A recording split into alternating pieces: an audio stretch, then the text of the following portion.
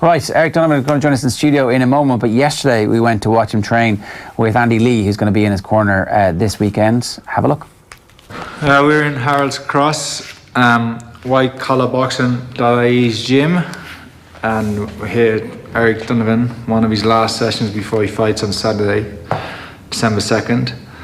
And we're in the tapering kind of phase now, just sharpening up. We've been working for 5 weeks. And today we'll just be drilling the things we've been working on and just hammering home through repetition.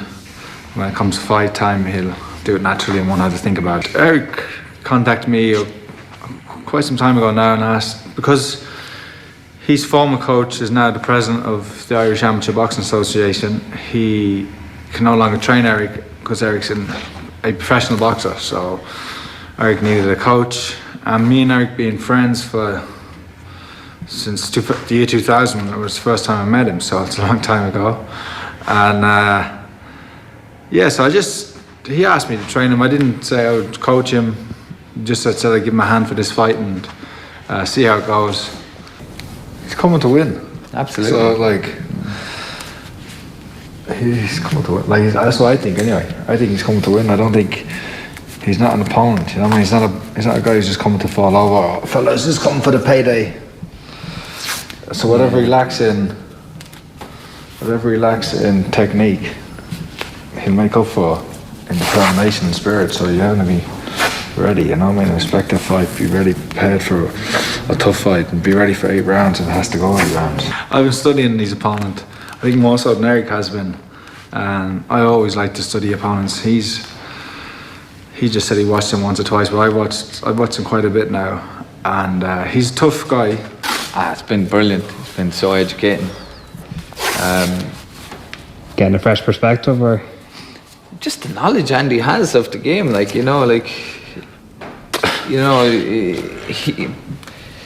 he's worked with the best. I think there's a lot more to come from him. He just needs to keep working and improving. Well, you're just trying to break down the habits of years of amateur boxing. It can be quite hard to get through, especially the fact that Eric started later.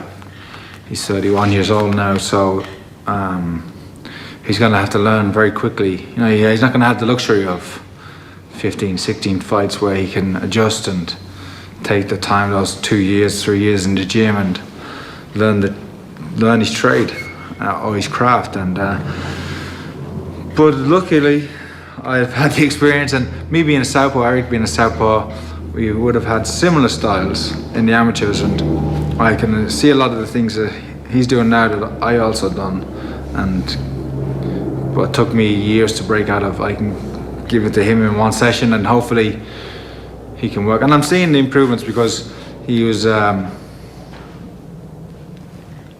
I'm seeing the improvements every day in sparring. I don't want to reveal too much or say anything too negative about him, but what I identified when I watched his previous fights, I knew I could help him. We've been steadily working on those, just 2 or 3 little things. Not bombarding him with a million different things, because do too much and he'll never pick up. But just 1 or 2, maybe 3 different aspects of his fighting that he can improve on, and if you can just implement those things in the fight, they'll go a long way to helping him win. So every day working with Andy is a school day, and I'm in school today. First one first. Let your head out.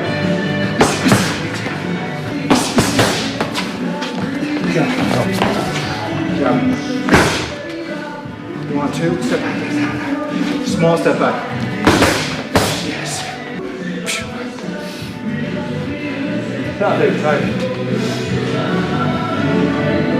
Getting the blood flowing, juices are flowing, mad to just let hands go and let rip Saturday night.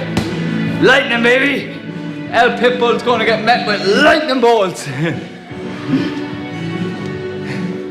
Yeah, right. So Eric Donovan fights this Saturday night in the National Stadium. Tickets are still available for it, and I'm delighted to say he's here with us. How are you getting on? Thank you, Joe. Yeah, getting on great. John was just asking you there, it's what's it like to have somebody as honest as Andy, who's like, yeah, no, this, and this. They all need fixed. Yeah. I suppose it's a good thing. He's not too critical. Like, he just he will highlight something and tell me about it, and more often than not, it makes sense. So he tells me how to adjust it, and it works well. It's kind of constructive, in a way, and it's very, very effective. You're also at a stage of your career where somebody coming in and taking their time with you and kind of going, well, maybe I need to be gentle like this. Like, you can take it. Yeah, I think you have to be open. You have to remain teachable, I suppose. Very, very important. But like, Andy's been there and he's done it, and he's worked with Manuel Stewart and Adam Booth, and then his own experience being to the Olympics and operating at the highest level, and the type of opponents he would have boxed, and I suppose boxers that he would have been around in the gyms, like Klitschko and Jermaine Taylor, and these lads on top of their game. So he's a wealth of knowledge, and I'm just privileged to be in a position to receive some of that. And he's a southpaw as well, so, and I'm a southpaw, so that kind of works really well. It's only been like 5-6 weeks now since we start working together, but I'm already noticing a huge difference. What's the dynamic like? Is it you're good friends? Are you teacher-pupil, or is it a collaborative process? Yeah, we've been good friends like for, 15, 16 years, and we've always talked boxing, like shared our opinions and stuff like that, but this kind of relationship now is very professional. It's coach, boxer, we have the banter, we have the crack, and but he knows where I want to get to, and he's trying to help me to get there.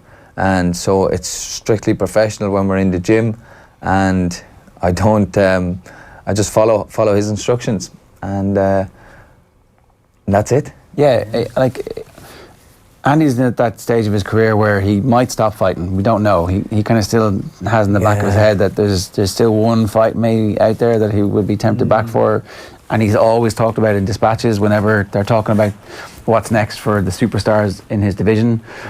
But equally, he does have that wealth of information and knowledge, and you could see him just deciding, actually, maybe I want to impart some of this knowledge to people, and that's the next stage for him. And that was a big worry for me as well when I contacted him. I felt like he's not ready to be a coach yet, but I was like, hope he says yes, But because I knew he's a big name. He's a big name in boxing. He's still ranked by all the governing bodies, highly ranked, and there could well be a big fight on the horizon for him at any time. But I just got lucky that he found a gap where he could work with me, and I'd love for it to grow. But at the same time, I respect Andy's career and his choices, and I know there could well be a big fight for him.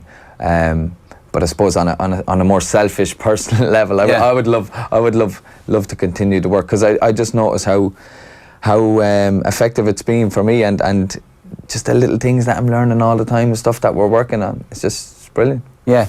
If anybody has any comments, by the way, you can get them in on Periscope, on Facebook, or on Twitter, or on YouTube. Just leave a comment and we'll put it to Eric here at the minute.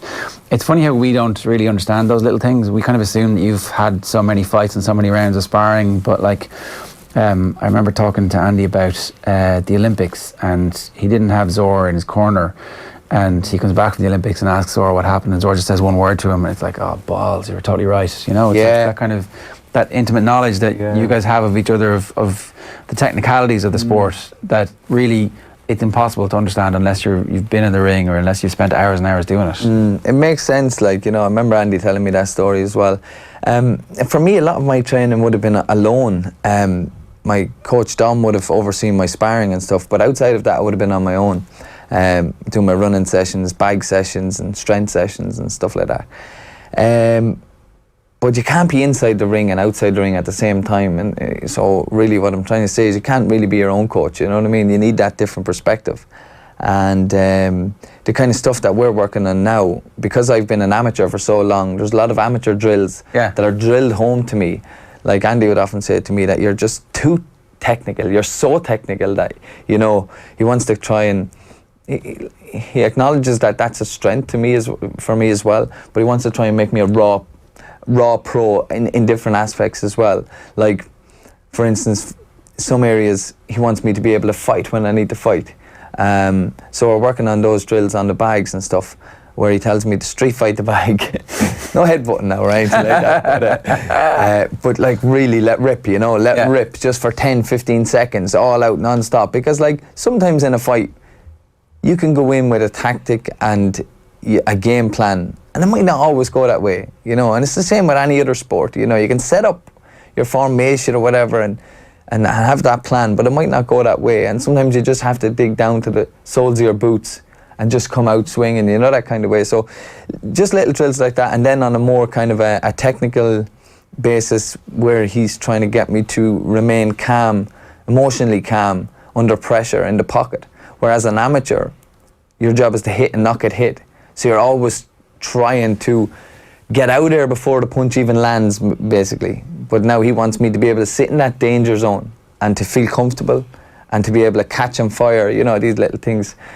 Even take a punch. Yeah, catch and fire, block, and then come back with, you know, little tactics like that, where I might be in the danger zone, in the pocket, and he wants me to stay there and be relaxed and not panic and try to get out. And How do you practice that? Like, what's the psychological you have to go into that area. You have to invite your opponent to take you into that area. So if you're on the ropes, don't be in a rush to get out there. Don't be in a rush to jump back or run back to the space. Stay there. Be confident in your technique, or confident in your defense and your strength and your upper body movement, and welcome the onslaught of your opponent, and to remain calm. And funny enough, we tried this a few times, and when you change the kind of mental attitude a little bit, you can actually see the punches a lot more clear, because you're not panicking anymore. You're not in a rush to get out. So that's quite good. I like that. Obviously, my one of my biggest strengths is my footwork and my counter punching, but that's not going to serve you well. You got to have different aspects to your game that can serve you well too. Now that you've had the 5 fights, what's the difference as each fight happens? Like, what are you learning from actually being in the experience of being in a professional fight? Like, so we kind of keep hearing about how fast people can improve, and there's no substitute for minutes in the ring, like in an actual fight when somebody is trying to knock you out as opposed to inspiring. Like, is that true? Have you found that there is massive quantum leaps forward with these fights? Yeah, I suppose with the amateur game, it's just completely skill, like so much skill. It's kind of changing now with because the computer scoring system is gone, and it's more like professional scoring. So now they're looking for ring generalship and dominance and stuff like that. Stuff they can cheat on. Yeah, perhaps. But what I'm noticing is, you can get a professional boxer who might not have much skill, and you could box the head off him for 3-4 rounds of an 8-round fight. Yeah. But then he'll come on strong in the 5th, 6th, and he'd be just like a total warhorse. You know what I mean? Who's just hands up, rugged, raw strength, and just coming and like your last fight. He came on strong. See, he did come on strong, but I nullified him. I wasn't under any pressure. I controlled that fight well on. I was expecting him to come on a lot more stronger. Right. In fact. And maybe that's why I didn't take him out, because I felt like he's a very, very wise pro, a veteran of the sport, and I thought he had a lot more in his locker. But that's why didn't want to risk it. I was trying to preserve a bit. Yeah, just make sure, do the simple things right. Yeah. But yeah, that's what I'm saying. It's about conditioning yourself for the longer rounds, and you don't have to beat your opponent for 3 minutes of every round. You know, sometimes it's the classier work, like 30 seconds, 20 seconds periods where you come on top and then go and take a little breeze, you know, but don't take any punishment, you know, and then go back in, do effective work again, move off again. Very tactical, very, very tactical. Like, I wouldn't promote losing a round, but, you know, in some cases as a professional, when you're in the longer rounds in big fights, you know, you might need to be able to tactically lose a round just to kind of preserve energy and stuff, and to come back strong again. You know, lose a round to win 2 or something like that. Yeah. You said yesterday this is your toughest fight. Is that the way you're going into it? I think so, because like as a pro, when I take every fight, you know, on its merits, and I treat them all equally as important, you know, as each other. But this guy, in particular is the first opponent I have with a winning record. So he's coming to win. He said he's coming to knock me out. So I'm looking forward to that. I like it. I like a challenge. I like feeling alive. I always feel alive, you know, when I'm going into the ring. But I like challenges that scare me a little bit, and because I know that gets me really up for it. And I'm kind of gone out of the journeyman mode now and into the kind of main business of professional boxing, where guys I'm looking at now have winning records, and moving up the ranks, and hopefully, like, I can get in. I need to have 8 fights before I can be officially ranked by the European body, governing body, and this will be 6, and I hope to have 8 done and dusted somewhere around next April. Then that would put me in the rankings. Depends on where they'll rank me. It could be in the top 10, top 15. And, you know, once you're there... Is that depending on who, the calibre of fighter you fought? Yeah, calibre of fighters. Your performances in those fights? More so calibre of fighters, their ranking points, what kind of ranking points they had before you went in. Yeah. I mean, Di Davis had a good ranking points, that my last opponent, and so I would have got good ranking points from beating him. And I just I want to keep testing myself, and hopefully after those 8 fights I will be somewhere in around the top 10, 15, and maybe 2-3 fights more. I'd be knocking on the door hopefully for a European title. Yeah, so maybe by the end of next year. End of next year, yeah, would be ideal for me, yeah. Yeah. We've talked about this before, about your motivation. The I feel alive comment. Like, is that...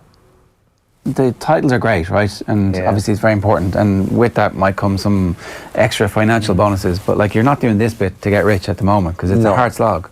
So is it about feeling alive?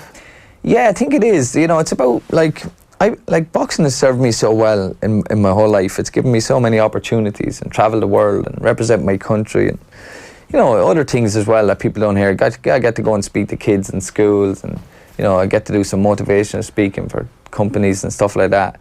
And, you know, so it's served me so well in that sense, and I see it as a gift. I see my boxing talent as a gift that I was given, and I'd like to honour that. And I don't think if I wasn't boxing, if I wasn't taking these risks, these big opportunities, and trying to go as far as I possibly can, I wouldn't be honouring that gift. So I think that's 2 or 3 years left. There was a period in your life where you weren't honouring it, where you weren't doing enough. Yeah. It's like, I suppose, like anything, you kind of go through. You kind of go through. You go through phases in life where you lose the love of a sport or whatever. People go through different phases through their own working careers, and it doesn't matter what you're in. So yeah, there was kind of parts throughout my career where I wasn't happy with how it went. But I feel I'm back in the driving seat now, and I can be happy with how it finishes.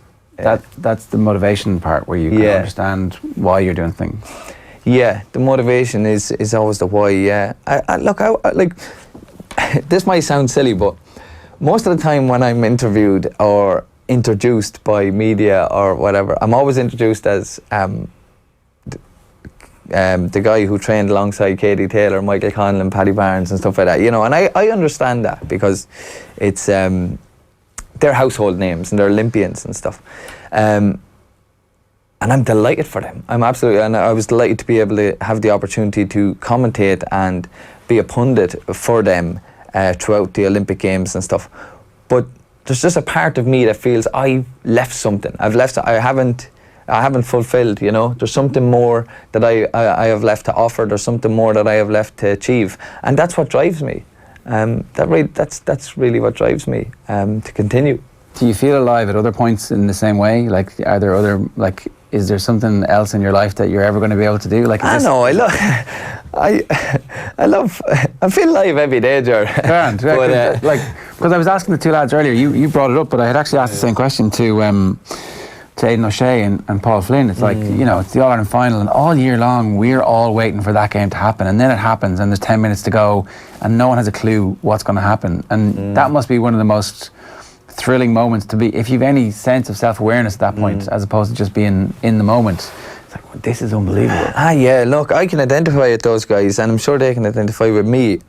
It's just when you go into that battle mode, and into that, you know, game, the fight, whatever it is, it's just, everything you've ever done, you trained, worked the sacrifices, the mental strength, the conversations you have with yourself, it's all coming now to this one big finale, you know what I mean? So like that's how I look at each fight, like it's the finale, and you put so much effort in and so much commitment, you just want to deliver, and it just gets everything going, gets the whole system up and running, and I love that is a real thrill. It's something extraordinary. Your body is going to experience something very, very extraordinary, and I love it.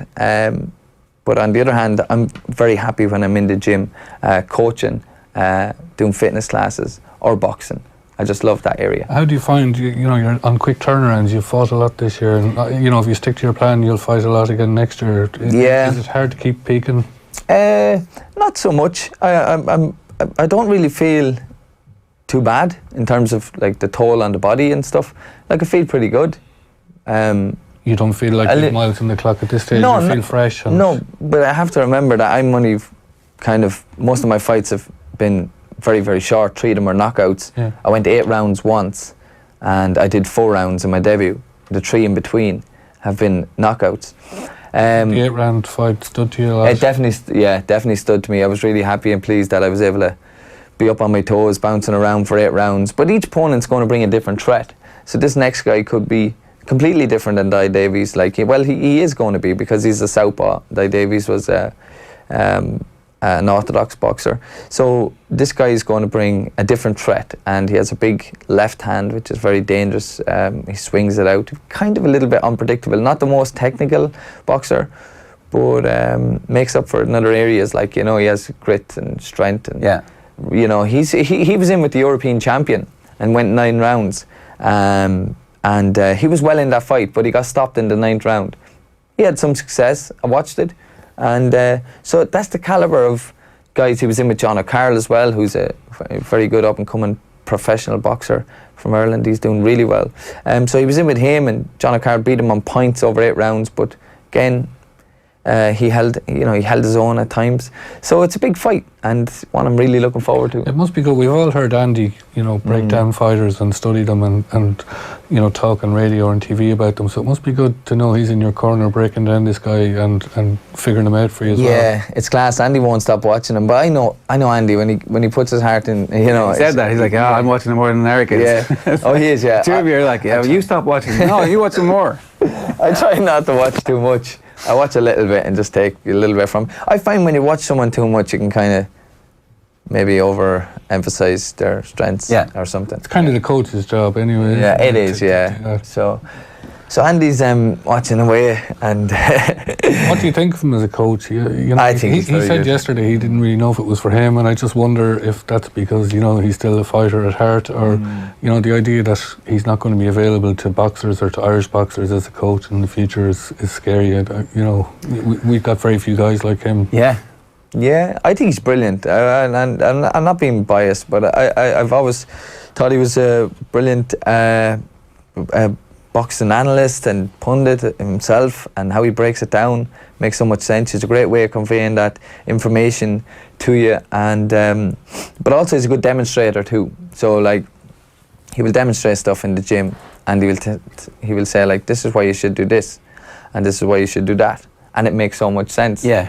You're doing the same though. I think your generation of boxers, the ones who went through the high performance, are going to be the ones that have to drive the engine, because we haven't always had the follow-on from the top level coaching down into the clubs, but now there's loads of people who've come through the high performance unit who have a profile, who are drawing kids to the boxing club, and I think it kind of starts to seed out that way. Yeah, I think there's a lot of boxers that came through that high performance program. They should all be working in some sort of development role, provincial or county development officers or something. If they were interested in it and there was funding there for it, then we'd see a different story. You think you're having success in Irish boxing now, if those type of boxers that came through the high performance unit were, let's say we had 1 or 2 in each county, Ireland would be one of the powerhouses of the world. You were so well coached technically that you have that basic knowledge to start with, to pass on. Yeah, it's important though. It's important to kind of, the old saying, practice makes perfect, is not true. You got a lot of guys practicing an imperfect way for 7, 8, 9 years before they go on to high performance, and then they're in bad habits. Perfect practice makes perfect. So you gotta intervene at an early age and to be able to kind of put the fundamentals in place early and get them developing properly from the start. And that's why we see Russia, Cuba, all so good. They go over that over and over and over, the basic fundamentals, and they're in good habits and good techniques on the way through. Kenny Egan's been in touch to say, boom, great corner man in the last fight. You'd Kenny Egan in your corner the last fight. Kenny, Kenny's also great to have him in the corner last time as well. Very knowledgeable guy, worked at the highest level as well and competed at the highest level. So, and I still get some advice as well from Ken as we go along. Andy's a great addition to the footlong camp. Eric on the rise, footlong standing tall, he says at the end of this. I don't know what he's up to there. He's too much time on his hands. He does. Thanks for getting in touch, Kenny. And Willie Casey on Facebook says, up the lilies. If people do want tickets, it's this Saturday night. And obviously you're making yourself available to the media a couple of days out. We really appreciate that, because I'm sure you're hungry and you're a bit ready to go. Yeah, a bit tired, and I'm kind of like chomping at the bit as well. Fight week can be hard because, okay, let's just kind of go back to before fight week. Before fight week and your training camp, you kind of have 2 sessions a day, 2 hard sessions a day, and then you have food sessions, as Sir Auntie often calls them, food session. So, you know, in fight week, you're bringing it down to 1 session a day, and then the food sessions will be narrowing as well. And so you have so much time on your hands, and you're just playing the waiting game. I was jumping out my skin there yesterday because I put on the my entrance song in the car, and I was just driving along in the car, and I was just jumping out my skin, and I was just like, you know, I was just feeling it, the anticipation. I had to say, wind down, Eric, wind down. You'll get your time, you'll get your days coming, you know. But yeah, that's it. It's just about holding it now and wait for Saturday night, the final bell. So if anybody does want tickets, they can get them on the night at the National Stadium, but in the meantime? Yeah, you can pay when you go in, but obviously I'd prefer if you could get in touch with me. I'm allocated tickets for each fight, and because I don't have a big TV promoter or anything behind me, I have to sell my own tickets, and I've been meeting a lot of fans over the last few weeks.